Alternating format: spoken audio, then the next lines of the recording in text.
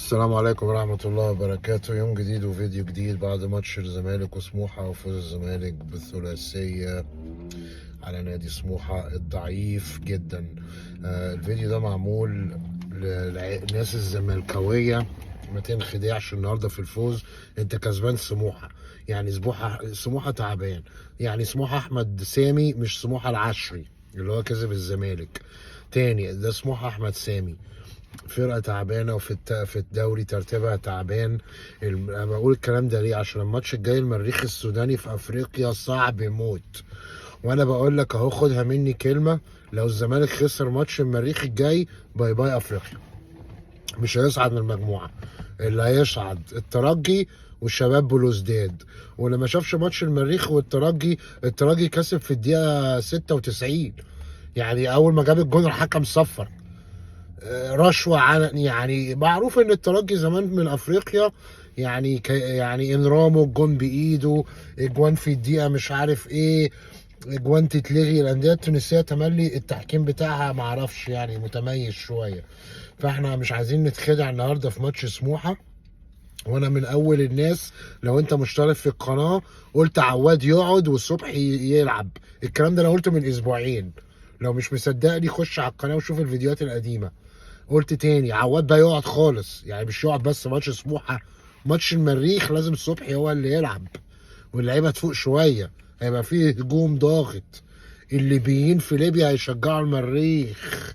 مش عايزين بقى نقعد نقول الوحده والعرب، الليبيين ما بيحبوش المصريين، الليبيين هيشجعوا السودانيين. غير ان السودان هتبعت رحلات، لو الواحد مش متابع الاخبار، السودان هتبعت رحلات لان ما يعرفوش، عشان الوضع الامني في السودان ما ينفعش يتلعب هناك، هيبعتوا رحلات. فالماتش هيبقى صعب جدا جدا جدا. فمش عايزين بقى نقعد نهلل وشيكابالا وزيزو وميزو. نهدى شويه لان الجاي اصعب. ده كان ماتش اسمه التقاط الانفاس، ماتش سموحه ده ماتش التقاط الانفاس.